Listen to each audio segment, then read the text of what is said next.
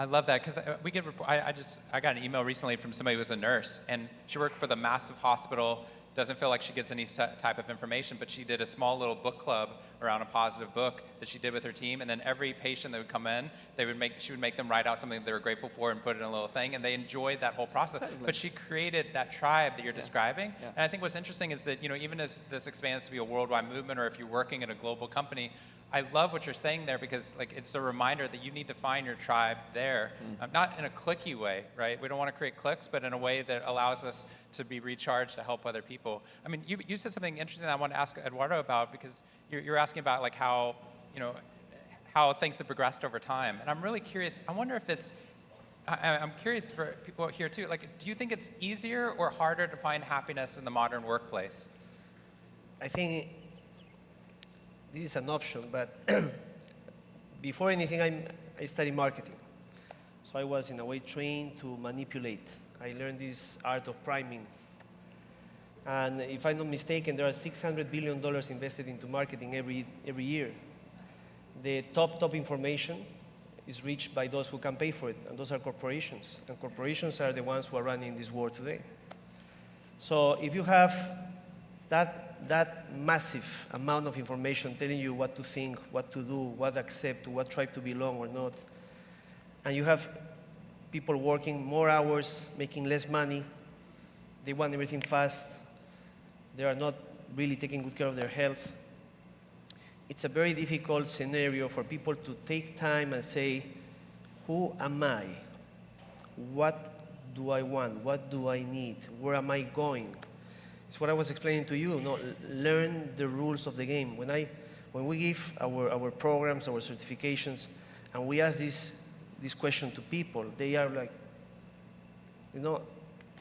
and it is true. It is our responsibility at the end.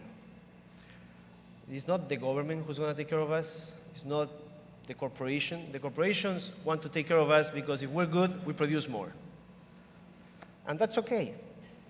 But unless you learn the rules of the game and you design a strategy, you're going to lose the game. If we look at Mexico, the States, obesity, top, rank 1 and 2 in the world.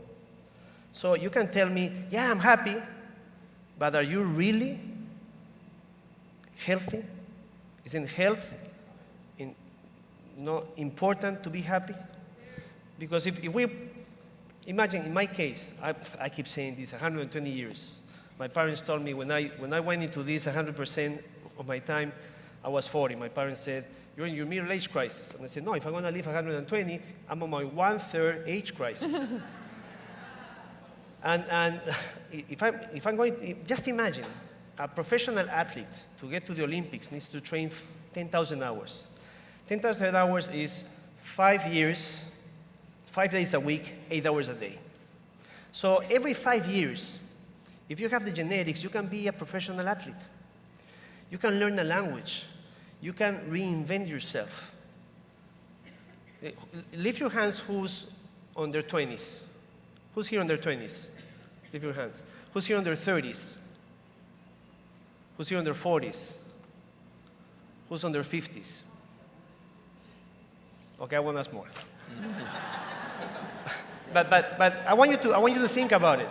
If you're in your 20s and we're looking at 100 years of age, it's 8 decades to go. If you're in your 30s, it's 70 years. Think about it. You have to start planning your life in terms of decades, because that's what we're looking at.